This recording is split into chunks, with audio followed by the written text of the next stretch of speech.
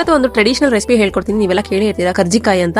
But ಇಲ್ಲೊಂದು twist ಇದೆ. ನಾನು ಮೈದಾ ಒಂಚೂರು ಯೂಸ್ ಮಾಡ್ತಾ ಇಲ್ಲ, ಜೀರೋ ಮೈದಾ. ಅದ್ರ ಬದಲು ರವೆನ ಯೂಸ್ ಮಾಡಿ ಹೇಗ್ ಮಾಡೋದು ಅಂತ ಹೇಳ್ಕೊಡ್ತೀನಿ. ಬನ್ನಿ. ಫಸ್ಟ್ ಗೆ ಚಿರೋಟಿ ರವೆ ತಗೊಳ್ಳಿ. ಬಾಂಬೆ ರವೆ ಆಗಲ್ಲ ಇದಕ್ಕೆ. ಚಿರೋಟಿ ರವೆನ ಸಣ್ಣದಾಗಿ ಬರುತ್ತಲ್ಲ ಅದನ್ನ ತಗೊಳ್ಳಿ.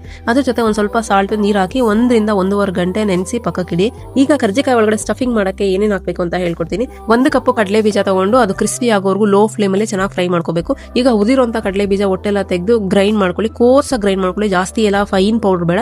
ಬಾಯ್ ಸಿಗ್ತಾ ಇರ್ಲಿ ಕಡಲೆ ಬೀಜ ಚೆನ್ನಾಗಿರುತ್ತೆ. ಈಗ ಅದಕ್ಕೆ ಉರಿದಿರುವಂತ ಎಳ್ಳು, ಉರಿದಿರುವಂತ ಗಸಗಸೆ, ಸ್ವಲ್ಪ ಒಣ ಕೊಬ್ಬರಿ, ಮತ್ತೆ ಅರ್ಧ ಕಪ್ ಆಗುವಷ್ಟು ಉರಿಗಡಲೆ ಪುಡಿ ಅಂದ್ರೆ ಕಡಲೆ ಪಪ್ಪು ಅಂತೀವಲ್ಲ ಅದು. ಈಗ ಲಾಸ್ಟ್ ಅಲ್ಲಿ ಸ್ವಲ್ಪ ಏಲಕ್ಕಿ ಪುಡಿ, ಗೋಡಂಬಿ, ದ್ರಾಕ್ಷಿ ಬಾಯ್ ಸಿಗ್ತಾ ಇದ್ರೆ ಚೆನ್ನಾಗಿರುತ್ತೆ. ಲಾಸ್ಟ್ ಅಲ್ಲಿ ಪುಡಿ ಮಾಡಿರುವಂತ ಬೆಲ್ಲನ ಹಾಕಿ 1 ಟೇಬಲ್ ಸ್ಪೂನ್ ಆಗುವಷ್ಟು ಸಕ್ಕರೆ ಹಾಕೊಳ್ಳಿ. ಸಕ್ಕರೆ ಪುಡಿ ಬೇಡ, ಹಂಗೆ ಕ್ರಿಸ್ಟಲ್ ಸಕ್ಕರೆ ಬರುತ್ತಲ್ಲ ಅದು ಹಾಕೊಳ್ಳಿ.